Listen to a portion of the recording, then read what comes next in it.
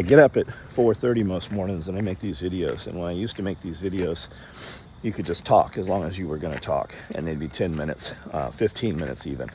And then it got changed on Instagram and it became like 3 minutes, and 3 minutes was pretty difficult.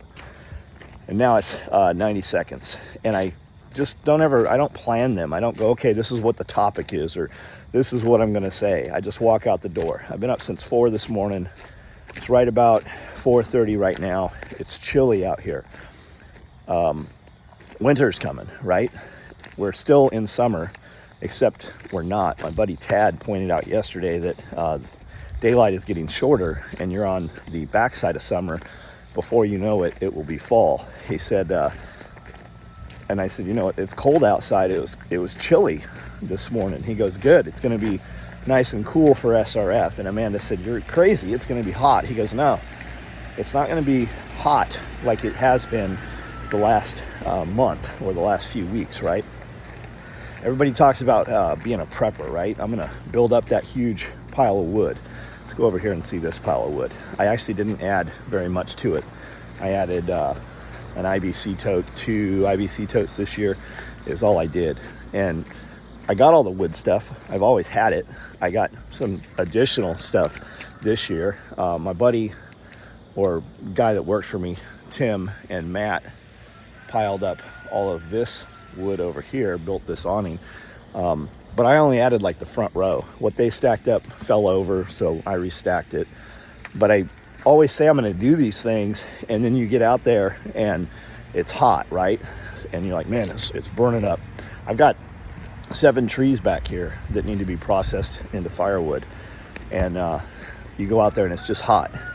And then it cools down and you go out there and you're like, okay, I'm going to do these things. And you're not doing all these other stuff because it's more comfortable now when it's cooled off. And before you know it, there'll be snow on the ground. I'm guilty of all those things, right? When I say, do these things, it's from my experience. It's not anybody else. And that's how life always is.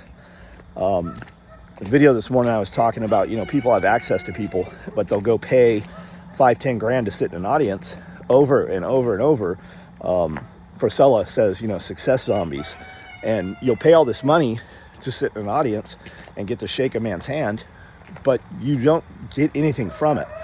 Meanwhile, most of those same people who, beg, borrow, steal, scrape that money together to go to those events, they have access to people that they're around all the time, and they take zero advantage of it.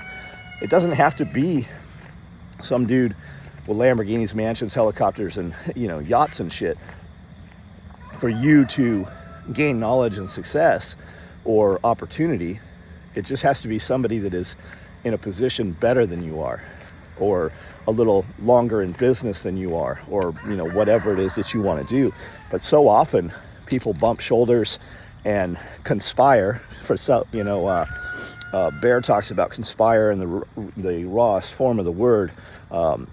Means just to breathe together, right? And you have access. You're in a room breathing the same air, face to face, having a conversation. And usually somebody is speaking. Somebody that you is in a better position than you are, but you just don't fucking listen to them. You don't take any advantage of the opportunities that they can give you. It's usually an employee relationship, and they'll be there, and you'll have these conversations every day, over and over, and you're like, yeah, I'm going to do that. Yeah, I was going to do that. Yeah, that's a good idea. But you go home, and zero happens. You literally put in your 8 hours, and in the real world, if you look at and you're honest with yourself, you're at a place for 8 hours.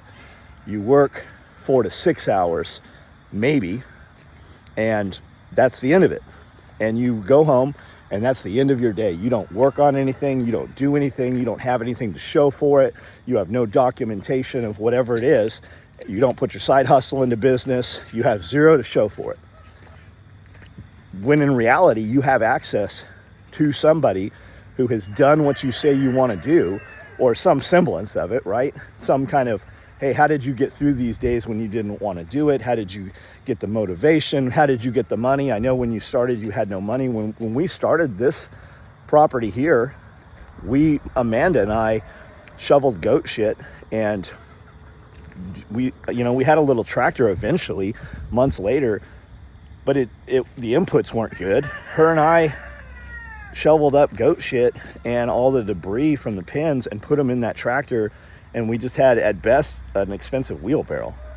But we cut this property down. The first time we came on the property, me and James Hicks and his girlfriend at the time and our children, with hand saws, because we didn't have a chainsaw, and we used shovels, and we just started forming this property.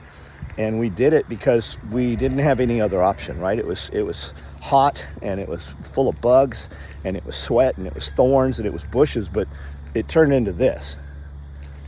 And we weren't going to wait to, get equipment and get tractors, because that wasn't even an option. Like, when I bought this property that day, I couldn't afford it. When I put an offer on it and I said, hey, I'll give you, this much.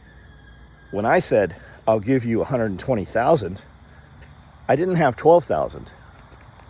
But when they came back, I figured out how to make it work just by asking questions. How can I do this? Hey, I want to buy this property. I don't have any money. How can I go about this?